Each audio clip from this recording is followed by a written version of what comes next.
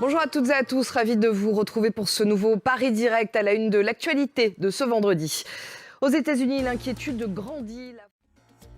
Et puis c'est une journée importante pour les membres de la communauté LGBTQ+ en Inde. La Cour suprême va examiner les requêtes déposées par deux couples homosexuels. Ils réclament la légalisation du mariage entre personnes de même sexe.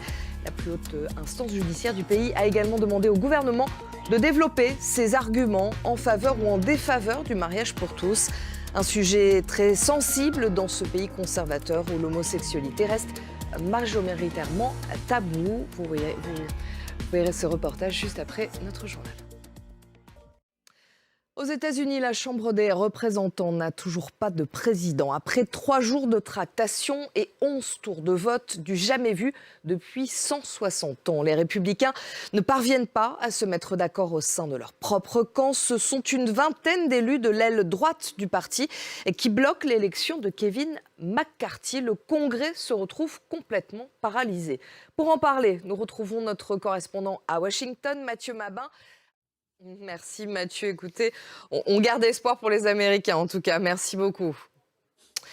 Et une situation jugée embarrassante par Joe Biden. Le président américain a assuré, je cite, que le reste du monde suivait de près la pagaille au Congrès. Jeudi soir, il a présenté sa nouvelle politique pour réparer un système d'immigration qu'il dit cassé.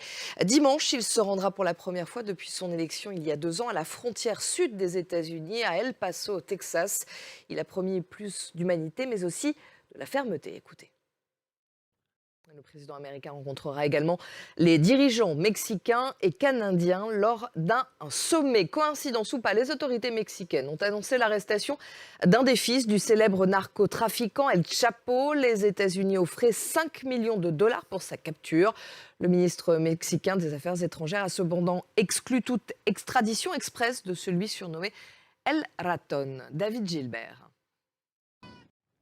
Vladimir Poutine décrète une trêve des combats de 36 heures en Ukraine. Le président russe demande à ses troupes de cesser le feu à partir de 10 heures, heure de Paris, aujourd'hui, et jusqu'au 7 janvier, 22 heures, heure de Paris, soit la veille et le jour du Noël orthodoxe. Une démarche jugée hypocrite par Kiev, selon Volodymyr Zelensky.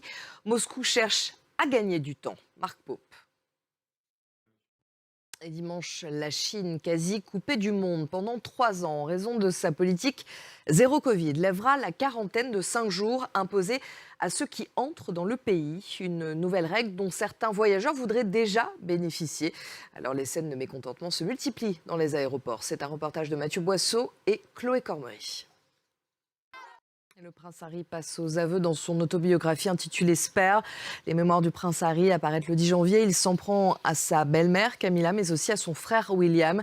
Et bien sûr, des extraits ont fuité. On voit ça avec Ambroise Boulès. Et on fait maintenant un point sur les titres qui dominent l'actualité de ce vendredi. Aux États-Unis, l'inquiétude grandit.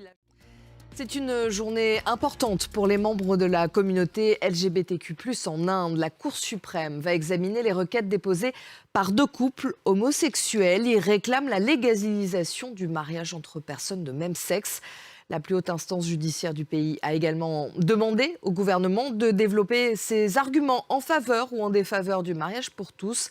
Un sujet très sensible dans ce pays conservateur où l'homosexualité reste majoritairement tabou. Notre correspondant Alban Alvarez a rencontré les deux couples qui ont saisi la Cour suprême.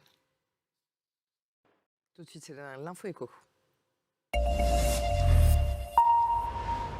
Avec Christophe Dansette. Bonjour Christophe. Bonjour Pauline. En France, l'exécutif met la pression sur les fournisseurs d'énergie pour qu'ils réduisent leurs factures aux petites entreprises.